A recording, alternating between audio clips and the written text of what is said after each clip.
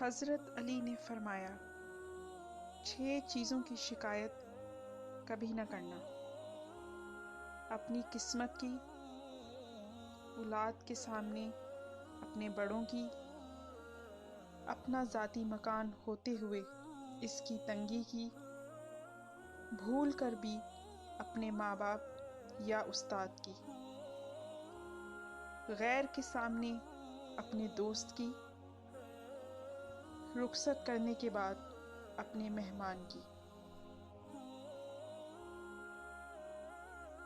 حضرت علی رضی اللہ تعالی عنہ نے فرمایا،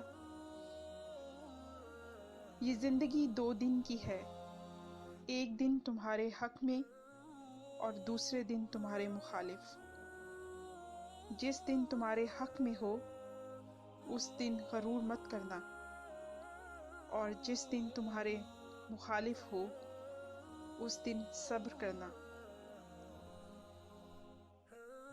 کسی نے حضرت علی رضی اللہ تعالی عنہ سے پوچھا،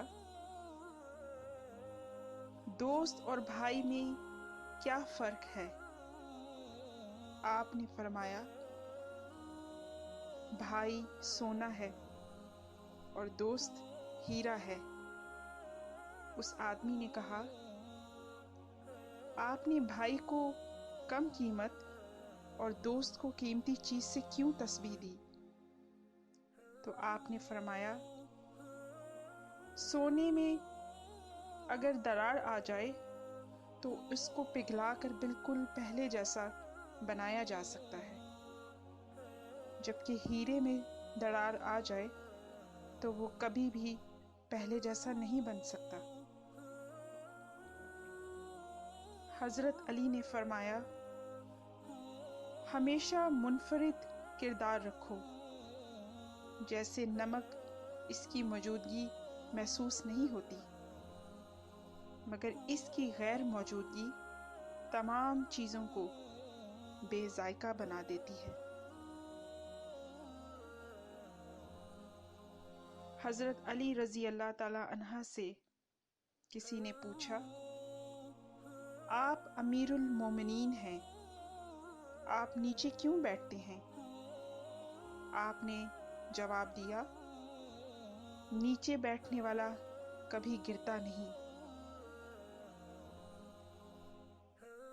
حضرت علی نے فرمایا، اچھا دوست کتنی ہی دفعہ روٹھ کیوں نہ جائے، اسے منا لینا چاہیے، کیونکہ تسبیح کے دانے کتنی ہی دفعہ کیوں نہ بکھر جائیں، چن لیے جاتے ہیں۔ حضرت علی رضی اللہ تعالی عنہ نے فرمایا،